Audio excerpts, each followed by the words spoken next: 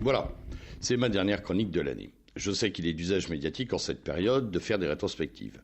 On a ainsi droit aux morts célèbres de l'année, aux événements insolites de l'année, aux histoires incroyables de l'année, aux accidents de l'année, aux couacs politiques de l'année. Enfin, vous m'avez compris, hormis les bêtisiers auxquels je souscris parfois pour une bonne tranche de rigolade, j'avoue ne pas très bien saisir l'intérêt de telles démarches. D'abord, parce que durant l'année, chacun reçoit son lot de mauvaise fortune, voire plus que son lot.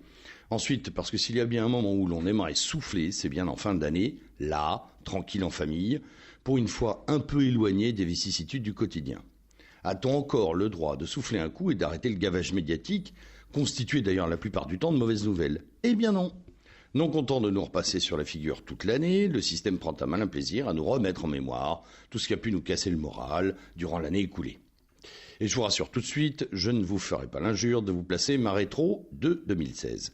D'abord, parce que si l'on regarde 2016, je crois que l'on peut aisément penser que c'est une année qui ne s'inscrira pas en lettres d'or dans le grand livre de la mémoire de notre pays.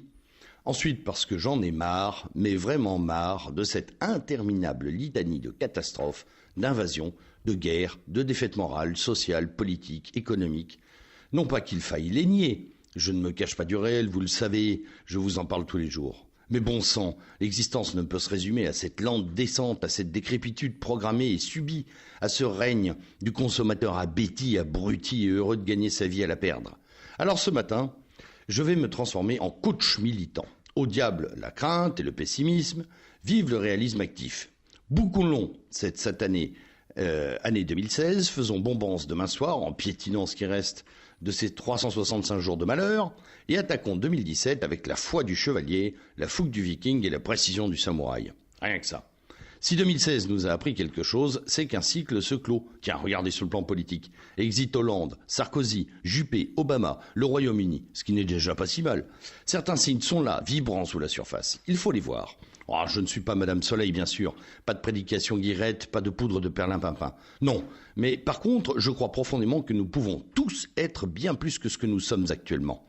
Je relisais l'autre jour le maître ouvrage de Benoît Méchin intitulé « Ce qui demeure » et qui rassemble les lettres de poilus tombés au champ d'honneur. Et je constatais effaré l'incroyable hauteur morale à laquelle ces jeunes hommes épris de vie et de patriotisme étaient parvenus avant de donner leur vie pour la France.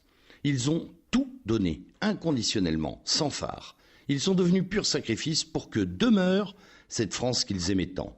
Leur terre, leur mère, leur patrie, le sens de leur vie. Voilà ce qu'ils nous ont transmis. Voilà ce que nous avons en héritage et ce que nous avons à défendre.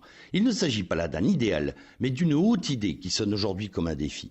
Et puisque France n'est pas un vain mot, je pense que nous pouvons tous prendre l'engagement de faire plus, de faire mieux, d'agir vraiment pour ce pays qui est le nôtre. Qui n'a pas tout donné, n'a rien donné, dit le dicton.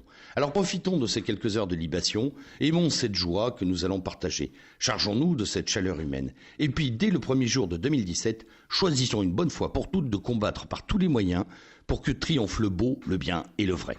Nous le devons à nos anciens, à nous-mêmes et à nos enfants. C'est une question de dignité. Alors, avant de vous quitter, qu'il me soit permis de vous adresser mes meilleurs vœux de combat et de victoire pour 2017. Je vous remercie de votre écoute, de vos messages et de vos idées. J'espère rencontrer bon nombre d'entre vous prochainement. Qui sait? D'ici là, haut les cœurs et pas de quartier. Bonne année.